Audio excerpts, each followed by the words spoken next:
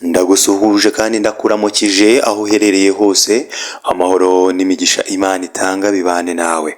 Wowe wakoze subscribe kuri United Story TV kandi nawe ukiri mushyashya ndagusaba gukora subscribe kugira ngo buri munota uko tulizinze video ujye uhita uba uwa mbere mu kubana natwe. Uko mumaze kubimenyera rero dutangirana n'ijambo ry'umunsi. Uyu munsi ijambo ngufitiye ndakubwira ni jya wita ku guhitamo inshuti zawe, kubera ko inshuti mbi nicyo kintu cya mbere gishobora kukugeza habi cyane, ariko nanone inshuti nziza nayo ikakuzanira imigisha myinshi. Hitamo inshuti wigengesereye kandi wamaze kumenya ese urinde, urava he, urashaka kugera kuki, ese abo ukeneye bakufasha kugera kuki ushaka kugeraho ni bande. Maze ubundi ibyo nubikora uzambwira ibyaje kuvamo nyuma.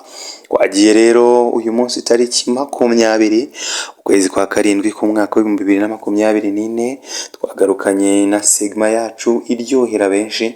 Feedback ndayibona kuri message mutwoherereza cyangwa se niyo muduhamagaye, niyo kwikurira amafaranga muri betting. Uyu munsi natwe ntago turi bucikwe rero, dufite match nyinshi za gishuti. Iyi ni weekend irimo rendez-vous zikomeye cyane y'amakipe mukunda, araza kuba ari kuri tableau d'affiche. Nawe se turahera kuri match y'amakipe abiri yo muri champion y'icyiciro cya mbere muri Espagne ya La Liga.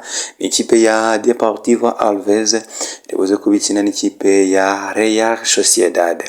Iyi match rero ngufitiye ko naguhashua kugura Sociedad double chance ubundi tukikomereza.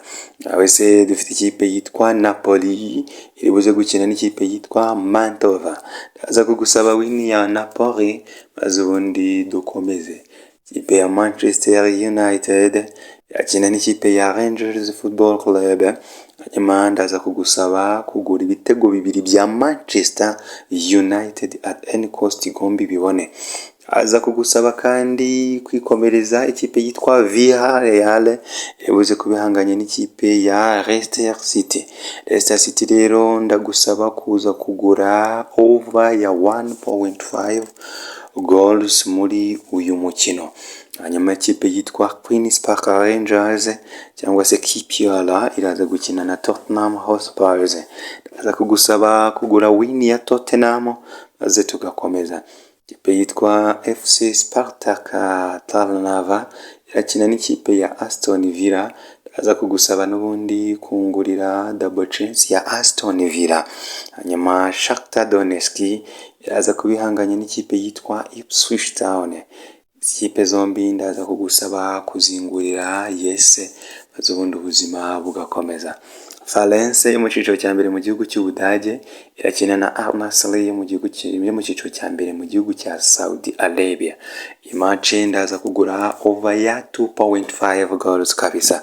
Ikipe yitwa Magdeburg iribuze kubihanganye n'ikipe yitwa Bochum. Ndaza kugusaba kugura Bochum win twikomereze. Anderlecht Wolfsburg ni match yindi nayo iribuze kubimanuka saa 7 n'igice. Ndagusaba kuza kungurira 1.5 goals kabisa. Hanyuma ikipe yitwa Darmstadt iribuze kubihanganye na Salzburg. Ndagusaba kuza kugura Darmstadt win. Hanyuma West rero yo mu Bubiligi iribuze kubikina n'ikipe yitwa Helmond Sport.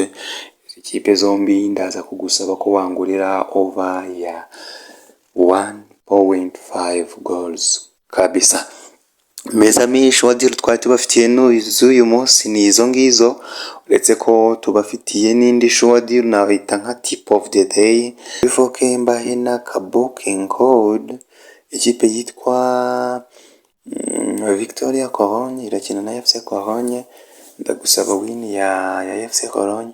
Hanyuma KPR na Tottenham ngwe gutsinda kwa Tottenham. Iyo booking code urayibona kuri screen yawe ubundi wiryohere.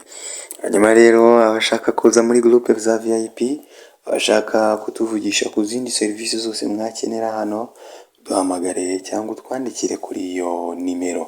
Wibutsa gukora subscribe ubundi turi gukomeza twibanire. Imana ibarinde, ndabakunda cyane cyane. Ciao ciao.